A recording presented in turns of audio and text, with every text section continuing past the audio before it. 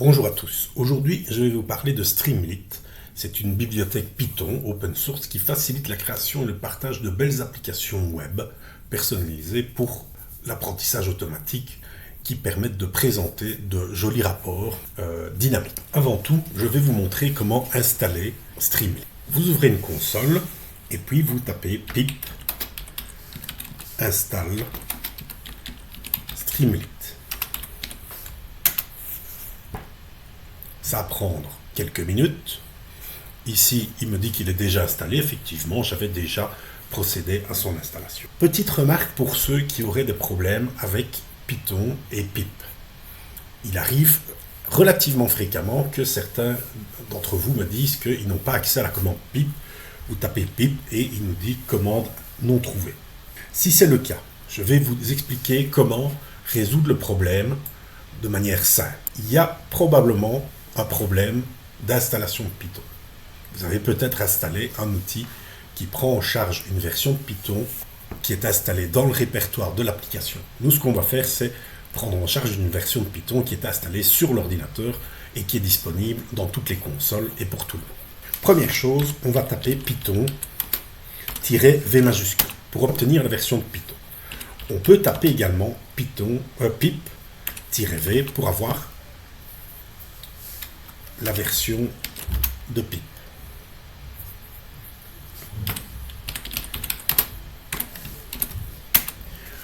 Si l'une ou les deux de ces applications ne fonctionnent pas, c'est que vous avez une mauvaise installation de Python.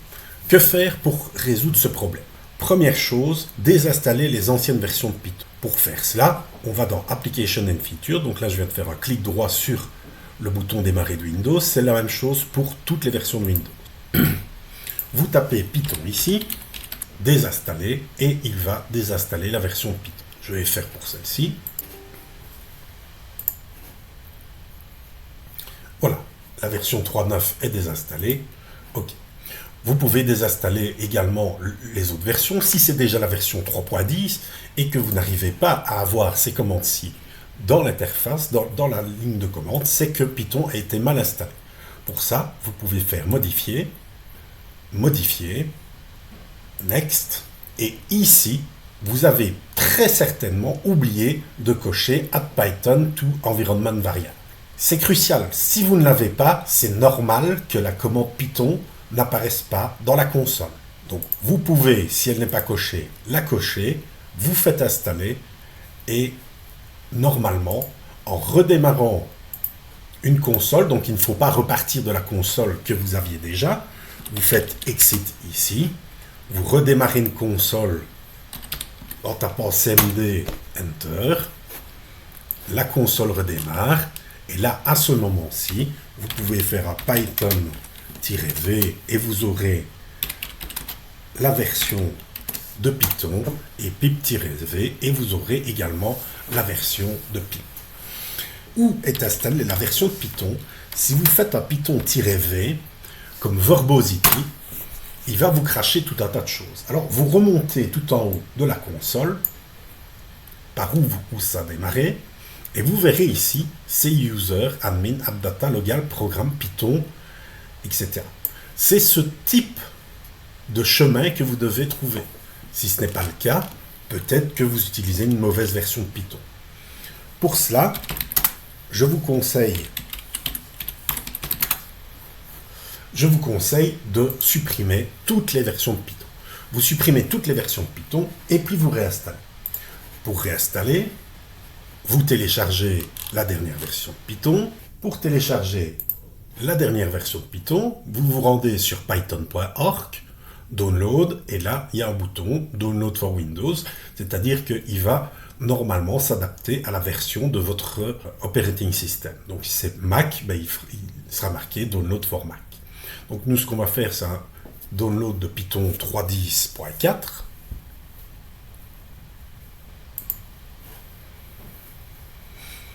Ouvrir un fichier.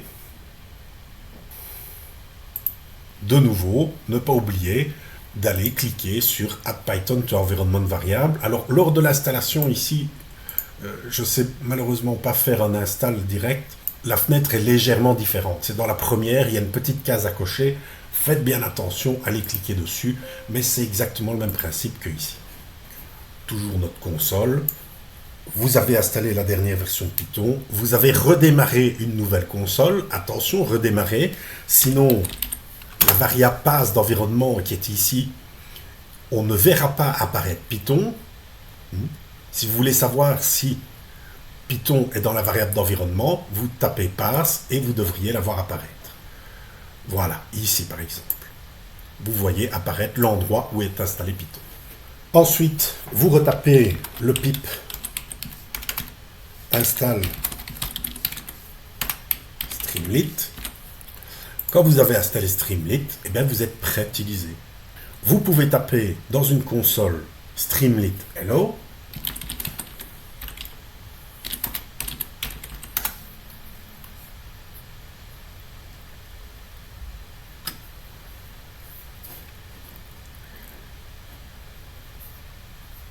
Vous pouvez regarder une démo, d'autres démos, voir un peu le code. Donc là, ici, on sait que Streamlit est fonctionnel, on peut l'utiliser. Si vous voulez arrêter, donc attention, la console doit continuer à tourner, puisque c'est la console, ici, qui lance en local, c'est ce qui est marqué ici, elle lance en local un serveur web qui va vous permettre d'avoir la fenêtre. Donc, si on sélectionne, qu'on appuie sur Enter, qu'on ouvre une page web et qu'on tape l'adresse localhost 8501, il va nous rediriger vers Streamlit. Parfait. Streamlit est fonctionnel. On peut maintenant s'attarder à comment il fonctionne. Pour pouvoir le faire fonctionner dans notre application, bien entendu, comme tout module, il faut faire un import Streamlit as st. C'est un alias que l'on crée, st. Comment fait-on pour exécuter un script? On fait Streamlit run myscript. Évidemment, myscript qui est ici, ou streamlit.py qui est ici, on doit se trouver dans le bon répertoire. Si vous ne vous placez pas dans le répertoire où se trouve votre fichier py, Streamlit ne le trouvera pas. Pour fermer Streamlit, vous tapez plusieurs fois sur CTRL-C et il va s'arrêter. Donc si je fais un streamlit.py, ici, il nous dit, pardon, j'ai oublié le run, il nous dit que le fichier Streamlit n'existe pas. Puisque j'ai des espaces dans le nom de mon répertoire, je mets des doubles cotes. Je vais faire un dire-étoile.py pour voir les fichiers qui sont ici. J'ai un Streamlit 01. On va essayer de lancer celui-ci. Streamlit 01. Magnifique. Là, il nous dit que le fichier a été trouvé. Il nous lance Streamlit et il nous lance le fichier Streamlit qui fonctionne.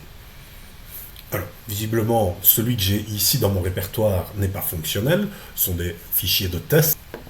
On ne va pas trop s'attarder là-dessus.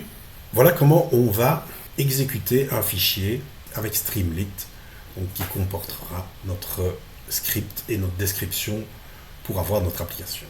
Streamlit prend en charge les modifications enregistrées dans le script. Pour visualiser vos modifications, vous lancez Streamlit avec un fichier, mon premier fichier.py. Vous faites des modifications dans ce fichier-là, vous faites CTRL-S, vous faites F5 dans votre navigateur et la page va se remettre à jour. S'il y a des erreurs, il vous les indiquera, etc. Si jamais il y a des erreurs, vous pouvez les corriger et ensuite refaire F5. En cas d'erreur, si jamais votre page ne s'affiche pas bien, consultez la console. Il y a probablement une erreur qui pourrait vous être utile. Je vous ai rajouté un cheat sheet. Qu'est-ce que c'est? Eh bien, c'est un ensemble d'informations qui vous permet de très rapidement savoir ce que vous pouvez faire ou comment vous devez écrire les choses.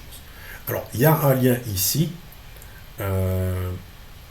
Je vous laisse prendre note du lien qui est là. Il faudra que je le modifie parce que dans le PDF, vous n'y aurez pas accès. Donc, c'est doc streamlit.io/library/cheat-sheet. Ça nous indique comment installer et désinstaller Streamlit. Ça nous indique comment faire pour exécuter notre premier script, firstapplication.py. Dans notre fichier, il y a une convention d'import qui est SST. Et puis, on peut exécuter Streamlit avec un nom de script, avec le help si on a envie d'avoir de l'aide, avec différentes choses. Ici, ça vous montre un peu tous les raccourcis, tout ce que vous devez savoir. Pour faire une combo box, pour faire un bouton, une checkbox, un slider, etc. Eh bien, vous avez toutes les informations adéquates. Ici, nous allons voir comment on peut mettre un texte ou un titre dans Streamlit. On va passer rapidement en revue les différentes commandes. Nous avons une commande texte qui permet, comme son nom l'indique, d'afficher du texte. Markdown ou LaTeX, pour ceux qui seraient familiarisés avec LaTeX, vous pouvez utiliser des expressions LaTeX pour faire apparaître une information en LaTeX. Donc c'est l'information qui est ici. Donc une équation. Markdown, c'est un autre format qui permet d'écrire des documentations en mode texte et qui ont une représentation dans le web. Donc le format Markdown existe pour Streamlit. Vous pouvez faire un write d'un objet, le write d'une liste et Streamlit va vous les présenter à l'écran. Donc c'est quand même un avantage pour si vous voulez faire du debug, mais vous pouvez afficher vos éléments dans la fenêtre. Vous pouvez ajouter un titre, vous pouvez ajouter un header qui a l'air d'être un sous-titre et puis un sub-header encore à niveau en dessous. Voyons un peu l'ensemble des contrôles utilisateurs que l'on va retrouver dans Streamlit.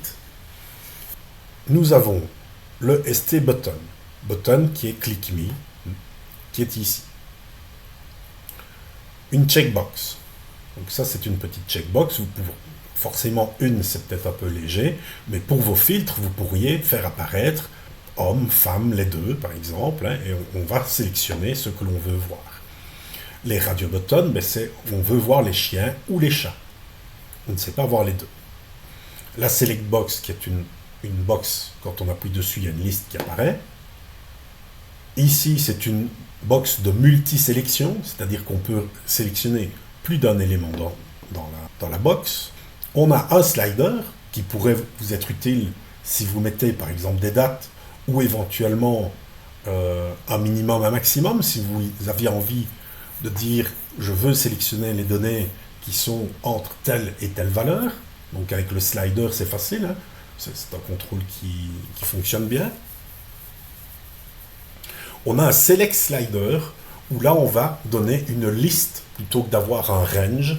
On va donner une liste qui nous permet d'avoir SML comme small, medium, large. Hein, si vous aviez quelques informations dans une de vos colonnes, vous pourriez filtrer et on sélectionnerait avec le slider. Vous pouvez avoir un text input, imaginons que vous avez envie d'offrir l'opportunité à l'utilisateur de taper un texte, on est en recherche d'éléments dans une zone de texte, eh bien on pourrait avoir un texte libre. Un contrôle qui permet de sélectionner un nombre, enfin d'écrire un nombre, on va appuyer sur plus pour incrémenter, ou moins pour décrémenter, et le pick number, c'est de 0 à 10. Il y a un paramètre qui n'apparaît pas ici, mais qui permet d'avoir le pas. Si on veut de 0 à 10 par pas de 0,1, eh bien c'est tout à fait faisable. Et puis on pourrait avoir un date input. Là également, on a un dataset qui comporte des dates. On pourrait s'amuser à demander, voilà, j'aimerais bien les dates à partir de telle date. Et là alors on a un date picker. On clique dessus et on va sélectionner la date dans un calendrier. Et puis le time input, ça c'est pour régler l'heure si on voulait avoir vraiment quelque chose de très fin. Petit exemple ici, les composants, les contrôles comme ça vont rafraîchir systématiquement le script, donc réexécuter le script à chaque fois qu'ils seront activés. Quand je clique sur un bouton, si j'ai un bouton, il est marqué Click Me, que je clique dessus, le script est réactivé. Si j'ai un slider ou une checkbox, la checkbox va être réactivée, va réactiver le script. Si bien que nous allons avoir l'opportunité de récupérer les données qui sont affichées dans notre page web si la checkbox est ou non checkée, si on a été cliqué dessus, si elle est validée ou pas, si on a sélectionné un élément dans un radio button ou dans une select box ou la valeur d'un slider, on peut récupérer l'ensemble de ces données-là. À chaque fois que l'on va cliquer dessus, le script va se mettre à jour et donc forcément la valeur que l'on va lire sera mise à jour également. Layout, sur la gauche, on peut obtenir une sidebar. Vous vous en êtes déjà rendu compte dans l'exemple Hello tout à l'heure, ou peut-être dans le tutoriel. La sidebar, elle permet de positionner contrôle. C'est assez pratique si à gauche on a la sidebar et qu'au centre on a nos graphes qui s'affichent et qu'on puisse aller modifier les filtres dynamiquement à partir de là. Que faut-il faire? Simplement lui dire que c'est st.sidebar. Si je reprends ici c'était st.radio, il positionne au milieu de la fenêtre une radio button. Ici, si on a st.sidebar.radio, il met le radio button ici sur le sidebar. On peut disposer les éléments en colonne. Si on voulait faire apparaître un ensemble d'éléments ici, peut-être 2 graphes conjoints, et avec les filtres qui seraient en dessous du graphe ou au-dessus du graphe, peu importe.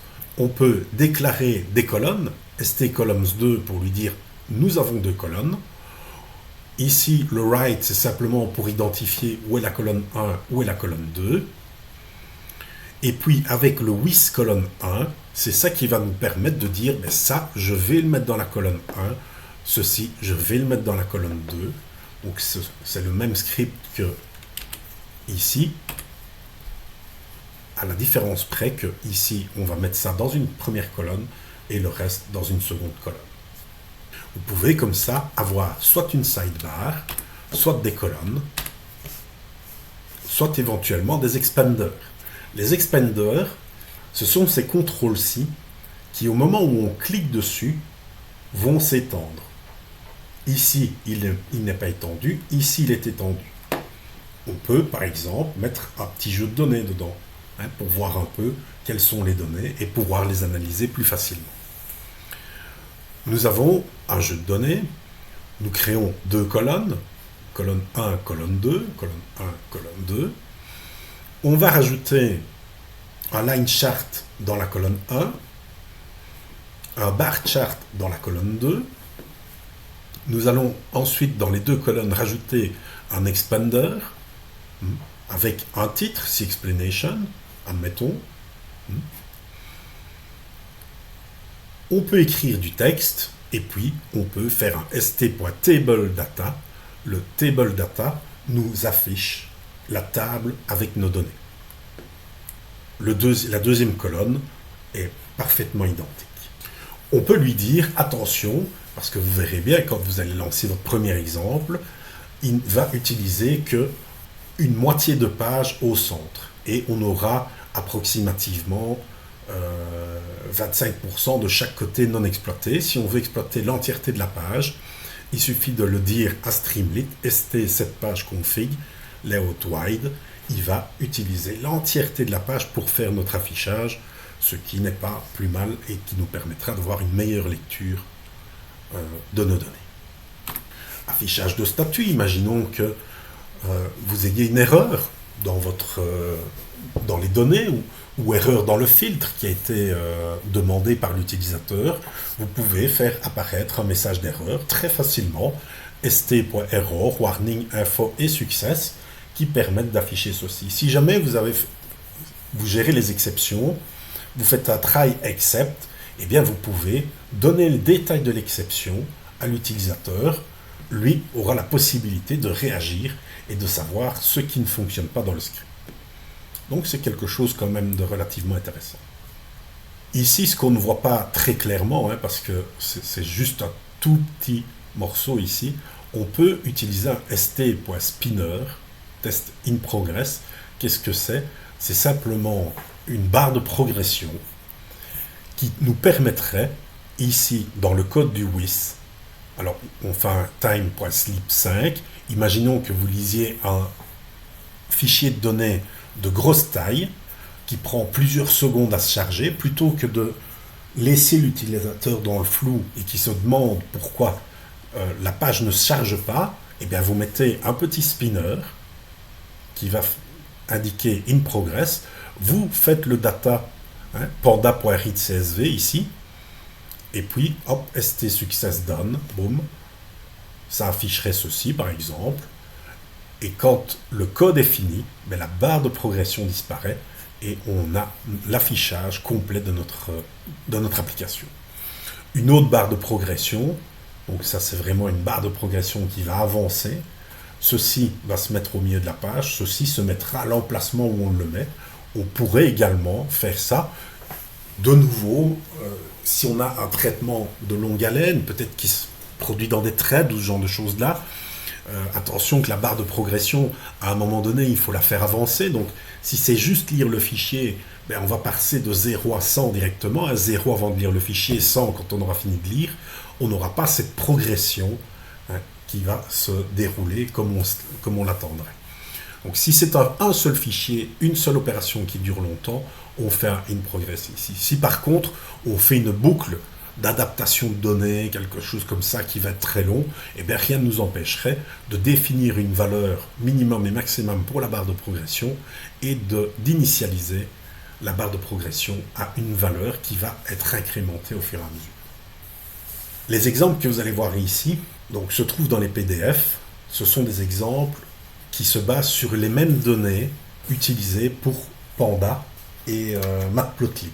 Donc ce sont les mêmes données concernant la vaccination. Donc j'ai repris les données et puis j'ai légèrement adapté. Et qu'est-ce qu'on peut voir? Ben voilà, dans la sidebar, moi j'ai mis mes filtres. Enfin ici ce ne sont pas des filtres, c'est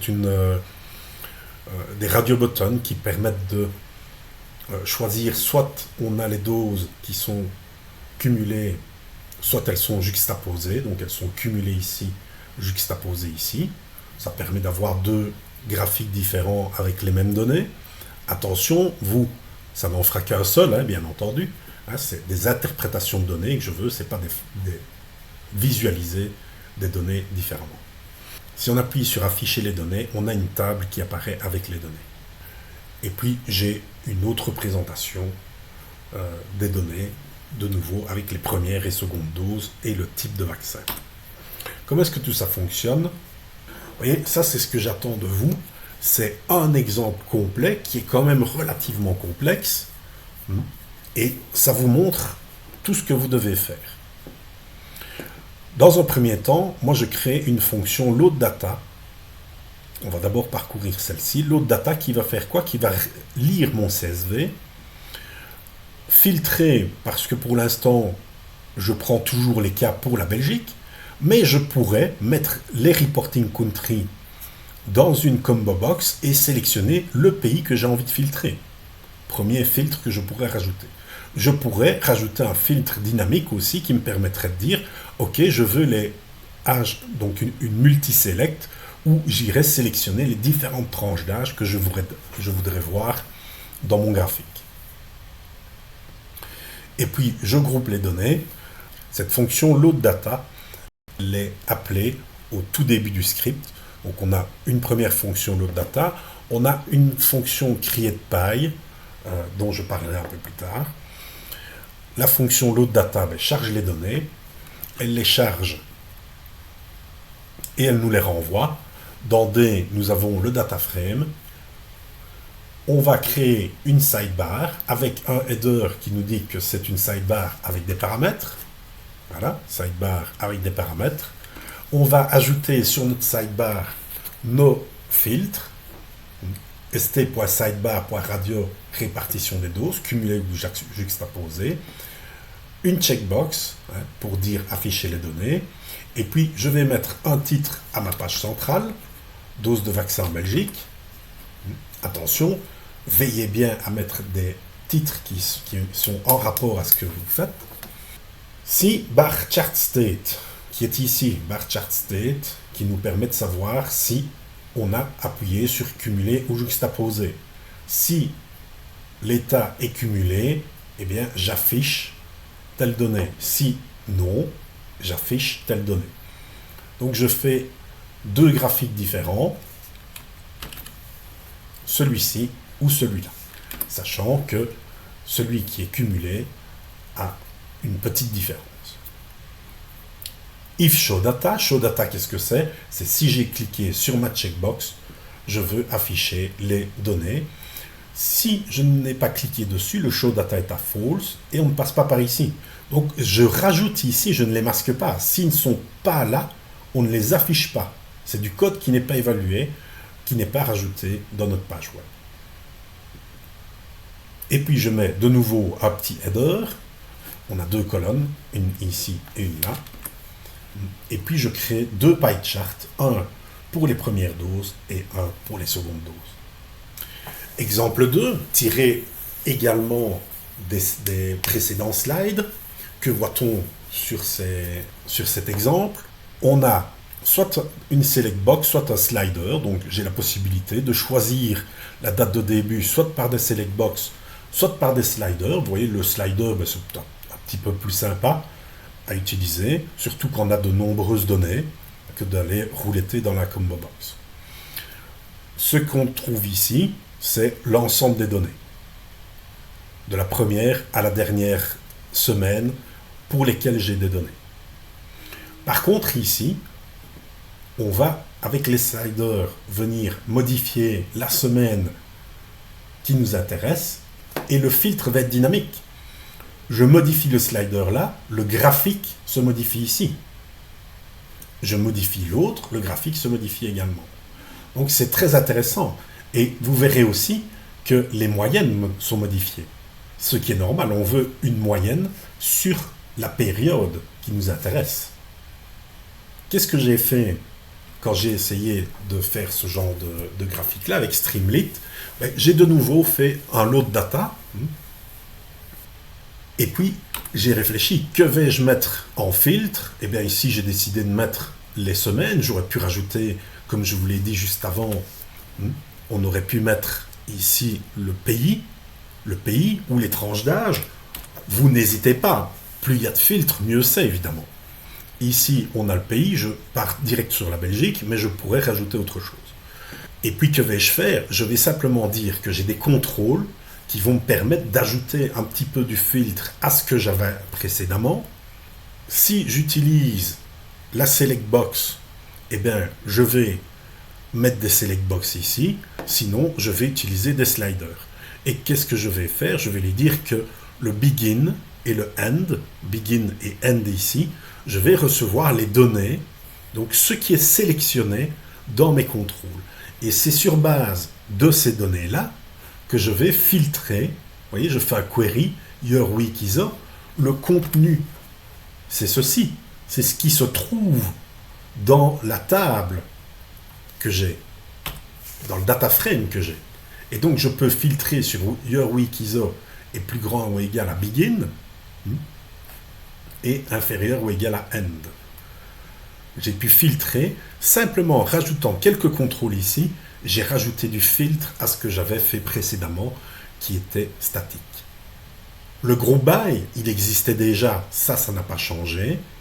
L'assignation de nouvelles colonnes, ça n'a pas changé non plus. Et puis on va dessiner le line chart et éventuellement présenter les données qui sont dedans. La complexité ici, par rapport à ce que nous avions déjà, elle se trouve ici. Juste ça. C'est juste pouvoir dire que j'ai des select sliders. Évidemment, il faut lui mettre les week que j'ai ici, dans l'autre data, parce que je vais ici aller rechercher les données qui me permettront de filtrer. Donc il faut peut-être faire un pré-filtre avant des données pour pouvoir rajouter dans les filtres. Troisième exemple, des données sur les... Alors, si je me souviens bien, ce sont les bulles à verre de Namur. J'ai deux types de graphiques. Attention, celui-ci est dynamique, celui-ci ne l'est pas. On ne sait pas, malheureusement, sélectionner une commune, qu'elle apparaisse et que ce soit filtré. PyDeck, malheureusement, c'est one shot, ça s'affiche et on ne sait pas, on n'a pas des données dynamiques. Donc, je vous déconseille d'utiliser PyDeck parce que tous vos filtres ne fonctionneront pas. Comment tout cela fonctionne-t-il? Et vous allez voir, PyDeck qui est ici, donc cette moitié ici, je vous conseille de ne pas l'utiliser. Comment est-ce que ça fonctionne? J'ai toujours une fonction load data qui me permet d'aller lire mes bulles à verre. Qu'est-ce que je vais faire? Parce que j'ai beaucoup de données dans ce dataset-là, simplement sélectionner les colonnes qui m'intéressent. Moi, je ne veux que la colonne latitude, longitude, la ville, le code postal et le poids maximum.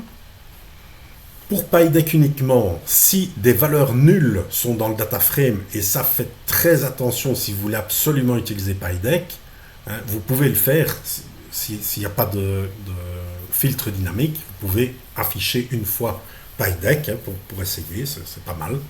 Mais attention, si jamais il y a des valeurs nulles, PyDeck se plante. Ça fait un gros message d'erreur, c'est incompréhensible, mais voilà. Alors que faut-il faire? C'est simplement localiser les valeurs nulles dans votre data frame. Si vous n'en avez pas, vous les remplacez par une donnée qui est cohérente. Ici, je mets 0 parce que le poids maximum est inconnu. Donc, forcément, c'est qu'on n'a même pas de données concernant tel ou tel container. Donc, je ne vois pas l'intérêt d'aller y mettre autre chose que 0. Je récupère l'ensemble des villes qui sont dans mon data frame, Andenne, Namur, donc c'est la province de Namur, donc toutes les villes et villages de Namur, que je récupère dans ville. Le unique ici me permet de les avoir en un seul exemplaire, ne pas avoir deux fois Andenne dans la combo box, et je retourne un tuple comportant le data frame, donc mes données, et des données qui vont me servir pour alimenter mes filtres. Alors, de nouveau, sidebar, je mets un header. Ici, je mets un select box. Et regardez ce que je lui pousse dedans. Ville, justement. Ville. Et qu'est-ce que c'est? C'est ceci. C'est la sélection des villes. Ce sont les données que j'ai retirées pour pouvoir alimenter mon filtre. Et je lui mets une option directement parce que je veux que dans Options, il y ait quelque chose. Ici, par défaut, il va sélectionner la première ville qu'il va trouver. C'est Andenne. C'est pour ça qu'on voit ici sur PyDeck Andenne, parce que c'est la seule ville qui fonctionne, parce que c'est la première de la liste. Et donc dans la select box, il y aura toujours quelque chose. À partir du moment où dans ville, des données s'y trouvent, il nous donnera une donnée ici, qui sera, dans le premier cas, la toute première fois Andenne. Et qu'est-ce qu'on fait? On va filtrer notre data frame pour lui dire qu'on ne veut que les données pour la ville de Andenne ou Namur. Ici, c'est la petite checkbox qui était ici pour essayer PyDeck. Imaginons qu'on n'utilise pas PyDeck, ceci disparaîtrait et tout ceci disparaîtrait. On aurait juste un titre, carte 2D, et puis je fais un stmap et je lui donne le data frame. Et il va tout seul me tracer, parce qu'il sait le faire, il va me tracer mon graphique. Il n'est pas nécessaire ici de lui dire où est la longitude, où est la latitude. Peut-être bien que dans d'autres data frames, il faudrait être plus prudent et essayer de splitter les colonnes pour avoir latitude et longitude. Je le répète ici, problème avec PyDeck, ne supporte pas les valeurs nulles, quelle que soit la colonne dans laquelle elle se trouve, même si la colonne n'est même pas utilisée pour afficher à l'écran. Si ça ne marche pas, PyDeck se plante. Et voilà, on a fait le tour de Streamlit. C'est vraiment un composant qui nous permet d'avoir des graphiques dynamiques, et c'est surtout sur ce point-là que j'insiste. Vous devez avoir des graphiques dynamiques. des contrôles qui vous permettent de sélectionner des filtres. Ici, c'est sur Namur, donc la ville. Ici, c'est sur une date de début, une date de fin. C'est très bien. Alors que ce soit comme ceci ou en slider, c'est très bien. Ça conviendra très bien aussi. Et ici, on a la possibilité de visualiser différemment certains graphiques